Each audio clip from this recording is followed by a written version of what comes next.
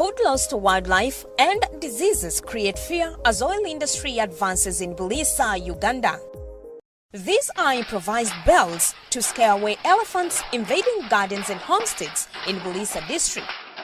John Balikenda works to defend his family against the worst human-wildlife conflict in the past 50 years. I don't sleep. Even these bells are meant to scare away elephants. You have also seen by yourself, they invaded even yesterday. They have destroyed my 3 acres. What will I feed my children? We have reported to the park, but they are not helping.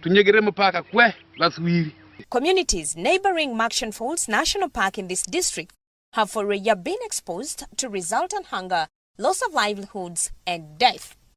Balikenda spends nights on guard, but most often is defeated by wildlife aggression.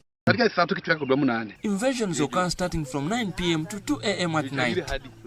You spend the whole night sitting outside there waiting for elephants. He hangs the bells at different corners connected to the central point of wires in the garden.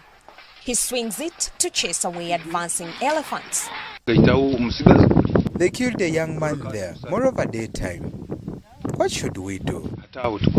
There is no sign that the problem will end soon, according to Frida Tindibyetegia of Kigoya Village, Bulisa Sub-County. Elephants have become elephants. We have cried, but even our leaders are not helping. It occurs concurrently with cassava brown streak disease, only infecting cassava, Bugungu's staple food. Shaban Bitagase has lost more than 5 acres of crops to elephants. We have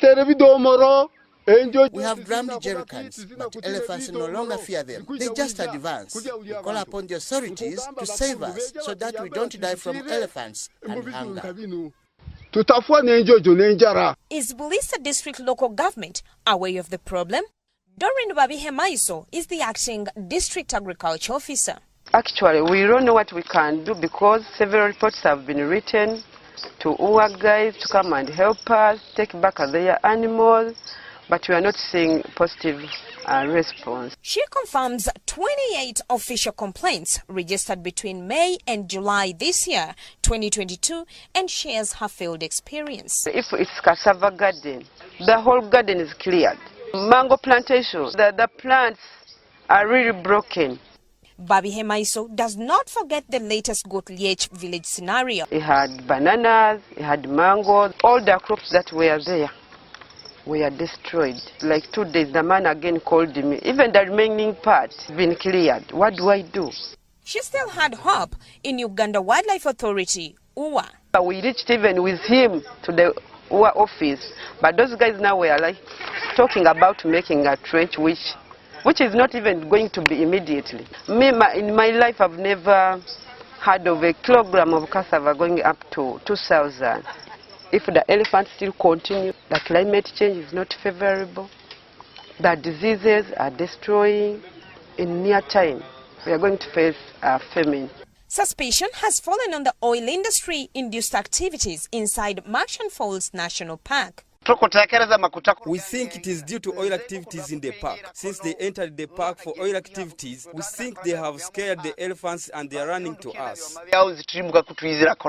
Maxwell Athura is the executive director, Tasha Research Institute Africa. I believe it is infrastructures going on in the Murchison Falls National Park. Looking at the huge road, tarmacked in the middle of the park, para bridge, they are not comfortable with many cars now passing in the park. UWA should come out clearly and tell people where the problem is coming from and stop it. On unseen compensation for the victims, he says, compensation should also be taken seriously. People are punished in case they approach the park poaching and can spend more than 20 years in prison. Why come to their lives and it becomes just something to joke with? It has been difficult to get a fresh comment from UWA, but the authority's spokesperson has been calling for timely reporting of elephant invasions to rangers on ground. However, their numerical presence and accessibility at night when invasions occur remains a big question to the victims. The affected communities host the hub of the Tilenga project, where the industrial park area development has so far cleared a large surface area. But it is outside the conservation area. Away from elephants, cassava brown streak and cassava mosaic diseases rapidly spreading in Bulisa and its neighbors have added salt to injury. Reaching the harvesting stage, you find nothing. It infects here and there, so you find that you have to cut off the rotten parts to reserve something to eat. Ms. Manyereki attributes it to new species introduced by government, replacing indigenous cassava species. Indigenous cassava species never rotted like these ones they are introducing. We rushed for them on ground that they mature fast, but now we are laboring for nothing. Cassava is also a traditional crop for livelihoods there. It is from cassava that we get money for school fees. You feed your family like buying beans and even soap. The Bulisa District Agriculture Office is also aware of this. The problem of cassava brown streak disease is a serious problem, I can say. It's not only in Bulisa, because me I've moved, even in Eastern, I found that problem, it was there. I'm calling upon our ministry to continue breeding more resistant varieties. Babi Hemaiso advises. We advise the farmers, first of all, to be sure of the planting materials that you are going to plant.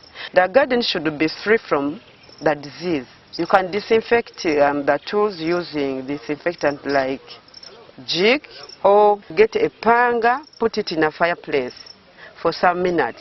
We do that to kill the virus. People from demonstration centers like Blind can be the people to manage these cassava species for 6 months. Technical, so technical for our poor people in the rural area. He advocates for a return to indigenous crops. You realize that the majority of people are sleeping in the grass-thatched houses. Not because they love it, but it's just because they cannot manage these good houses. Why are you taking away these indigenous species friendly to these poor people and bring something which cannot be affordable?